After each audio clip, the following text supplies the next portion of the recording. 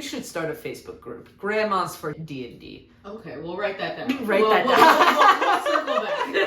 What's up, you guys? It's Shaky. Welcome back to my channel. We've got another video for you.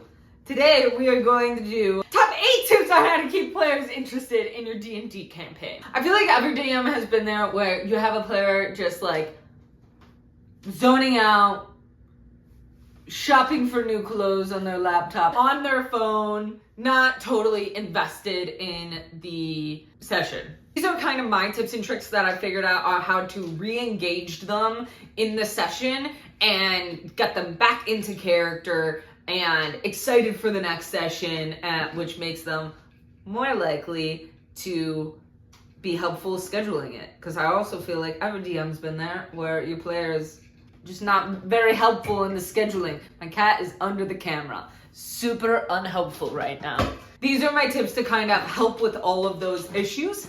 Let's go! Number one is to include their backstories in the plot. I feel like for a lot of people, this is just kind of common sense, but it isn't always. Because if you have them write out these backstories and then you take those backstories, you read it in your free time, you read it to sleep, you cuddle with it, you bring it into the bathtub, whatever you do with those backstories, that's personal. I didn't ask, okay? Anyways, if you take those backstories and then they wrote all of this out for you and then you just kind of take it and leave it and it doesn't really come up again, that's not very exciting for them. Then they've just done this work and you will maybe mention an NPC once or twice to them that's in their backstory.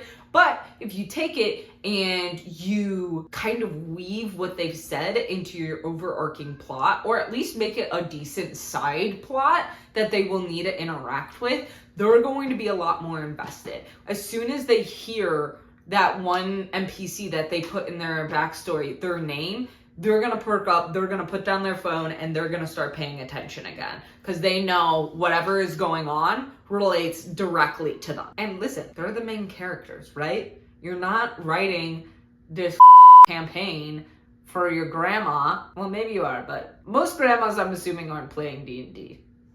So make them the main characters. Your players are the main characters. They're driving the story, so include them in the story.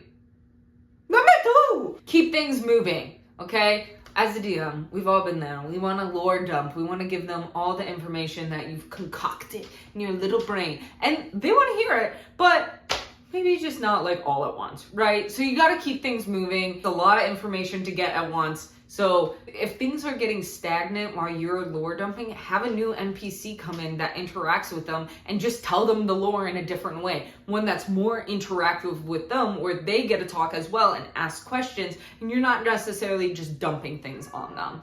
Or if you see them all looking at their phones and you're lore dumping and they all start zoning out, doing something else, attack them, okay? Physically attack your players. Not the characters. Just start punching your characters. Okay, sorry, no. Have an in-game attack your characters, not the actual players, okay? Have something happen, and then bring the lore back up at a later date. Make it connected somehow, but just keep them on their toes. If they start to feel safe, rip that safety from them. They don't deserve no. Always make your players afraid. Number 3, give them props. A lot of times, D&D is just in the imagination and everything. So, when you bring it out of the imagination, things start to get spicy. Not in a weird way, I play with my siblings. Things get interesting. Let's go with that one.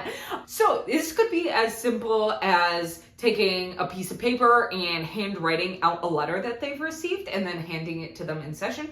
Or it can be as complicated as making a 3-story castle for them to fight in.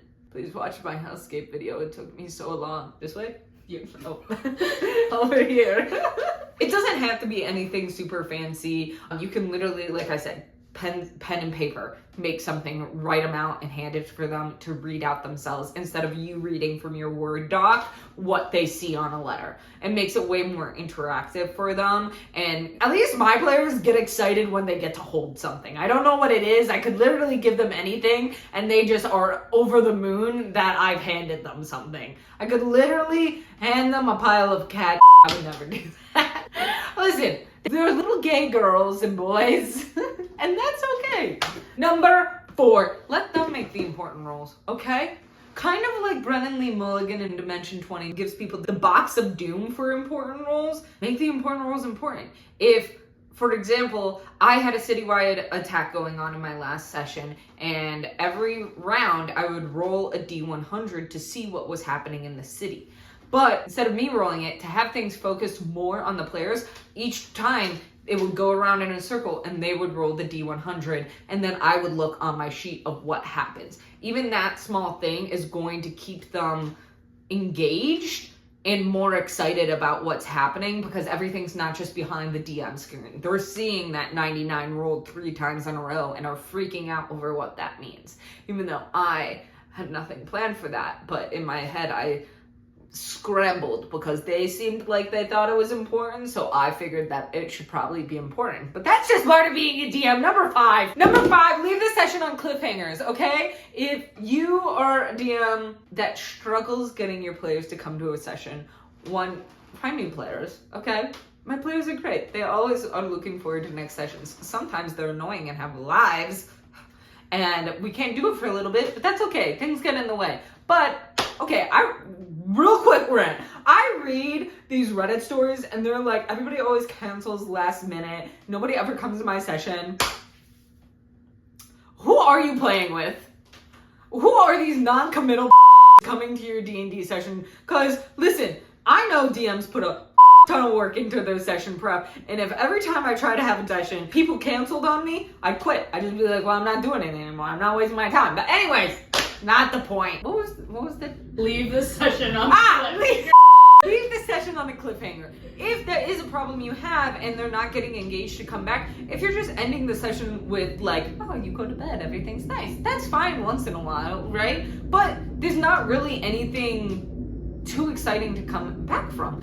If you leave this session with the city being attacked on all sides, and that's where we're picking up, that's exciting. People are gonna want to come back and figure out what's happening.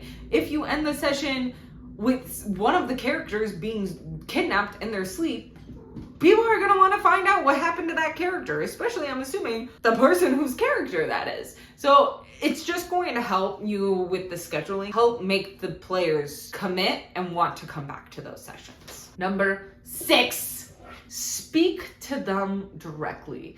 Now, this is only for certain types of players. There are different types of players, like you have your veterans. They know a lot of the rules. They feel super comfortable role-playing.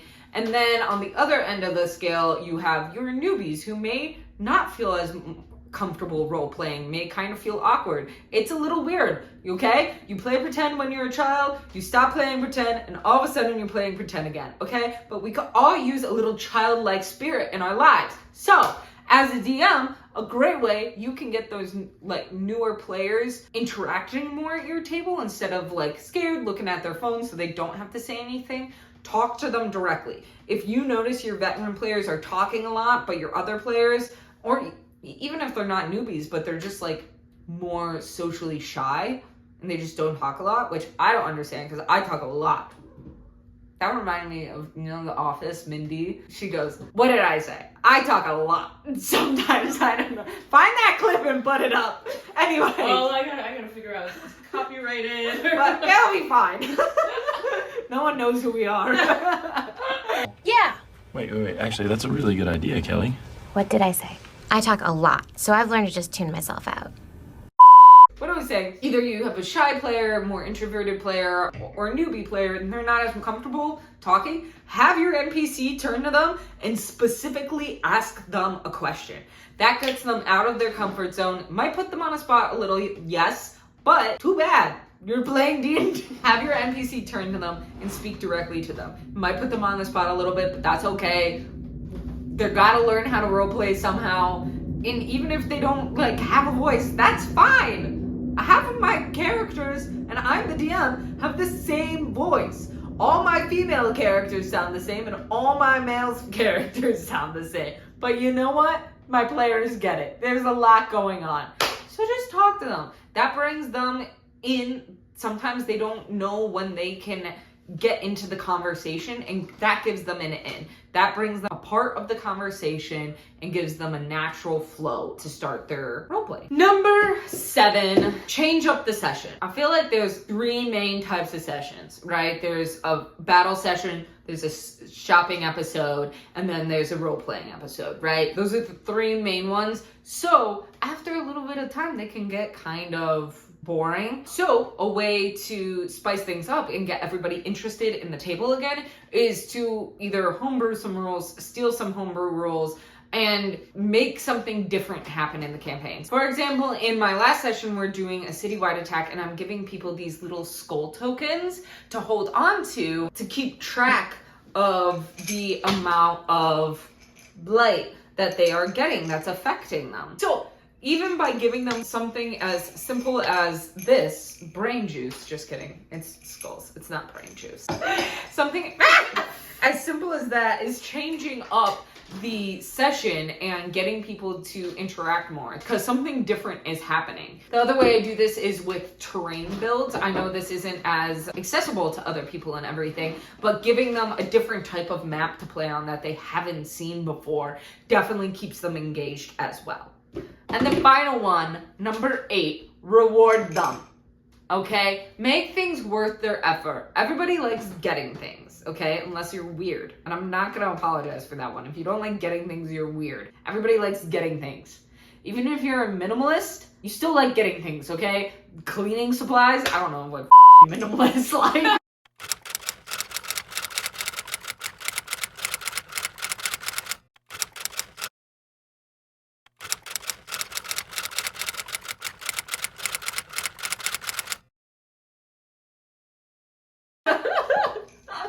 Anyways, give them things. So if they did really good in a fight, it could be as simple as leveling them up. You could give them magic items. You could give them a bunch of gold. You could give them inspiration. Even if you want to include it with the earlier tip of giving them props, hand them something so that they can read it and they learn what their reward is. Just give them something to let them know that they're progressing further in the story and keep them motivated to keep going on. That is my 8 tips to keep your players interested in your game. Let me know in the comments below if you have anything that you like to do, or if there's anything that I missed that you would suggest. I am a people pleaser. I feel like we should establish that.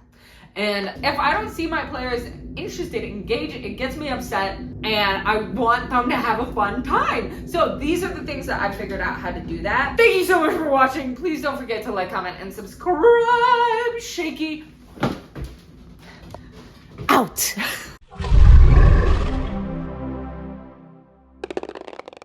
You know how the gays are, just fiddling with things. It's okay, guys. I'm bi. This is just Shaky's coming. And I have ADD. No, don't spit on your players. I crop out the don't. Spit on your players. Number 0. Spit on your players.